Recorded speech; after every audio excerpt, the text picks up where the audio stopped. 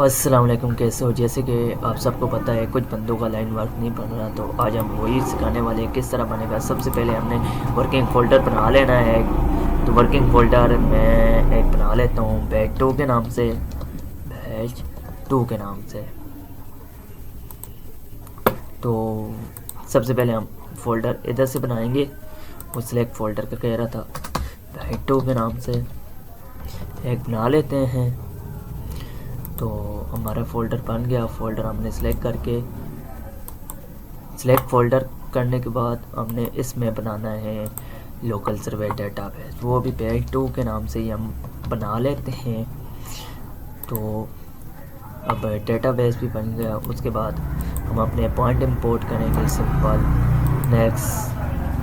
अभी point import पे हमने वही फ़ाइल उठानी है, पॉइंट इंपोर्ट वाली। उसके बाद जो हमारा फॉर्मेट है फाइल में था वही रखना है। उसके बाद नेक्स्ट और यहाँ से अभी मैं सिंपल कर रहा हूँ। तो फिनिश करने के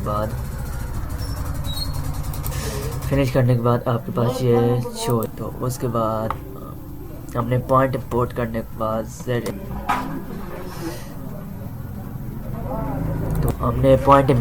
के बाद हमने Z एंटर करना है। सिंपल यहाँ पे क्लिक करने के बाद Z एंटर, E एंटर, तो हमारे पॉइंट शो हो जाएंगे। उसके बाद अभी इस पे लाइन वर्क है जिससे शो होगा। उसके लिए आपने यहाँ पे आना है, लाइन वर्क कोड सेट पे एक न्यू बनाना है। बैच 2 के नाम से पहले वो हम दूसरा भी बना लेते हैं, PATCH/2 रख लेते हैं हम। तो यहाँ पे इंटर और ये वाले कोड मैं बता देता हूँ। EG इसको कर देना है और END इसको कर देना है, एंड पिंग वाला और दूसरा एंड वाला। ओके पे क्लिक करना है। अभी भी लाइन वर्क नहीं शो होगा। वापस उसी फाइल पे सिलेक्ट करके जो इंपोर्ट की है उस पर लाइन वर्क प्रोसेस और जहाँ से सिंपल वही वाला उठा लेना है जो आपने नाम रखा था।